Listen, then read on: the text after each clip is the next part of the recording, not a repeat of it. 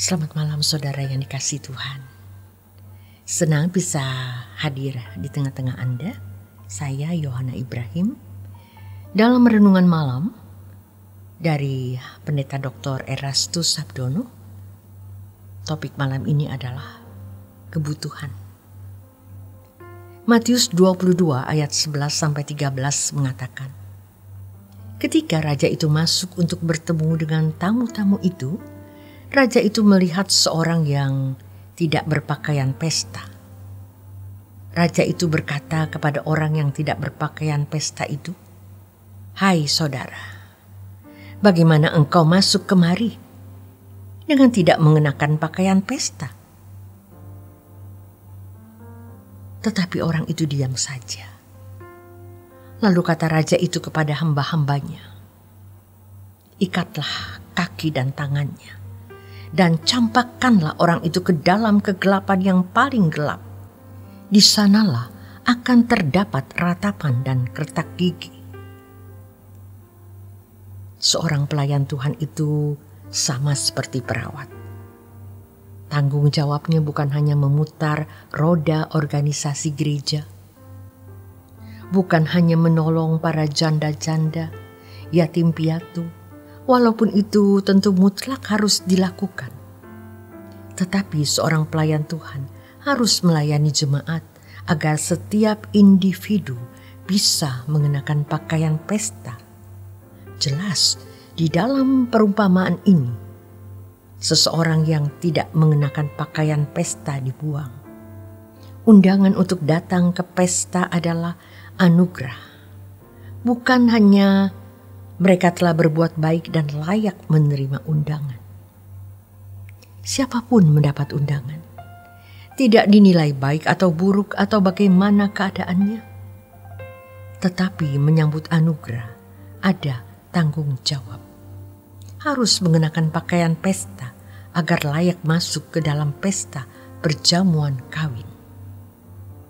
Ini yang tidak disadari oleh banyak orang Kristen. Banyak ajaran dan doktrin, baik secara eksplisit atau implisit, membangun persepsi bahwa anugerah itu segalanya.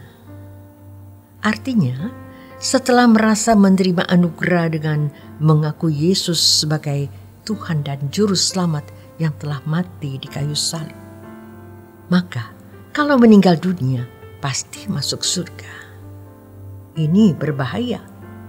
Jelas Tuhan Yesus mengatakan, bukan orang yang berseru kepadaku, Tuhan, Tuhan, yang masuk ke dalam kerajaan surga, tetapi orang yang melakukan kehendak Bapa.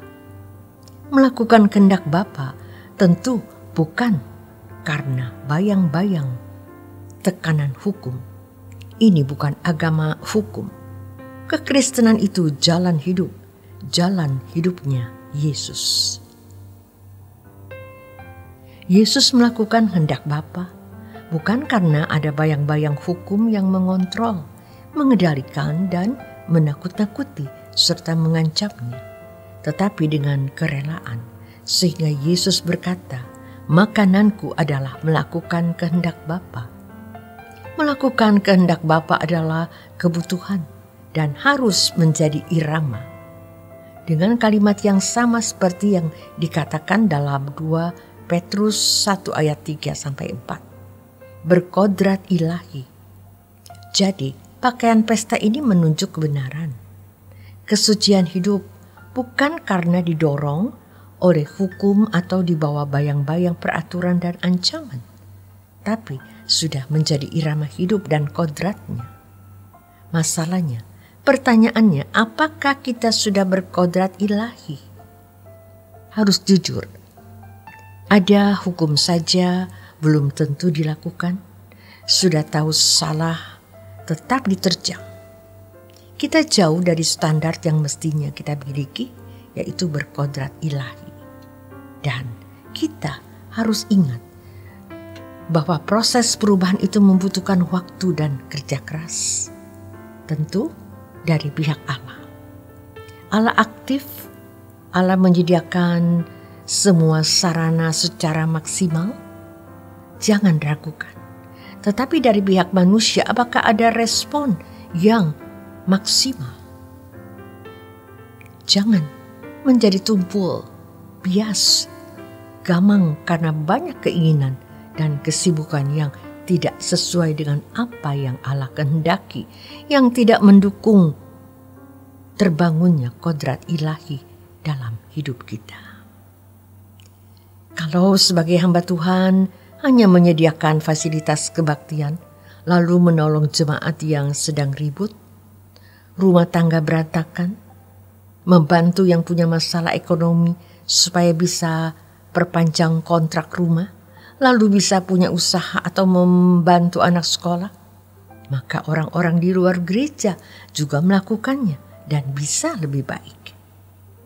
Kita tidak bisa mendandani orang kalau kita tidak bisa mendandani diri kita sendiri. Kita harus mengalami perubahan sehingga Allah menganggap kita layak menjadi kawan sekerjanya, dan yang kita ucapkan diurapi sehingga menembus setiap hati, menemplak setiap dosa. Untuk apa sekolah tinggi teologi kalau hanya melakukan ataupun meluluskan orang bergelar sarjana? Kalau hanya membuat orang bisa khotbah? Kalau hanya membuat orang bisa memutar roda organisasi? Dan kita semua sudah menjadi korban dari sebuah budaya gereja dari tahun ke tahun, yang diwariskan dari generasi ke generasi.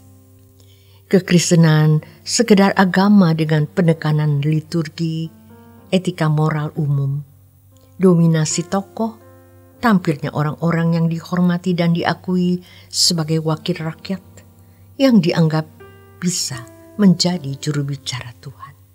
Padahal belum tentu. Jangan sampai kita tidak mengenali diri kita. Padahal waktu yang kita miliki sangat terbatas.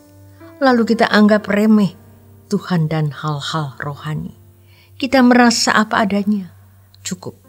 Sehingga kita tidak berjuang maksimal. Itu berarti kita tidak menghormati Tuhan. Kalau kita tidak berubah, sungguh-sungguh hari ini, tidak minta ampun dan bertobat, kita mati hari ini. Kita dibuang ke dalam api kekal. Melakukan kehendak Bapa adalah kebutuhan dan harus menjadi irama. Demikian renungan malam hari ini yang boleh mengingatkan kita untuk kita terus berubah dan bertobat. Tuhan Yesus memberkati.